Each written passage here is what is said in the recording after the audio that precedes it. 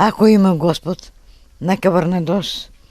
Нека се слуша малко веќе изгороме и се сушиме се. Со ваква молитва на 40 степени, стотина семејства од населбата Железничка едвам ги преживуваат тропските горештини без капка вода во нивните чешми. Без вода, животот е повеќе од беден.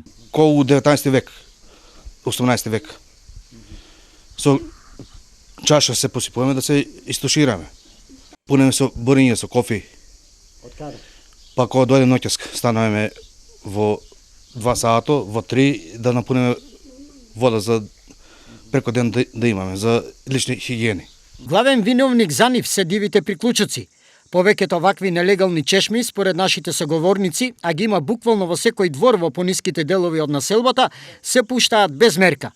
За сметка на тоа, семејствата од повисоките делови трпат. Има диви чешми, пуштат и после притисок нема ни за бањање, ни за ништо, а горе сум со луѓе, двојца по 84 години се старци и плюс горе 10 души живееме на станица. Она што во текот на денот ќе се појави во чешмите како вода и во полноќните часови е со слаб притисок. Немаме притисок, не можеме ни да переме, со кофи ставаме опералната вода да переме. Надлежните од јавното предпријатие ИСЕР ги смируваат револтираните граѓани.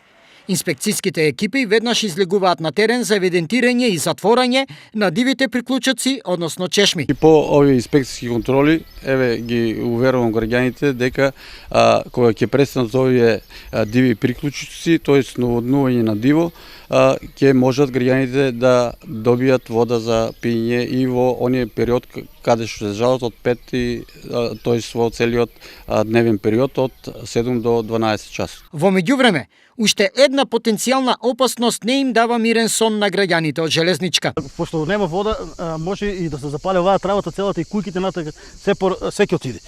Капка вода нема, ја не знам што додека да дое пожарната, ние ќе изгореме колку глупци има. Дали молитвата или интервенцијата на инспекторите ќе го реши проблемот, за граѓаните на Железничка не е важно. Единствено важно им е што побругу од нивните чешми да потече вода.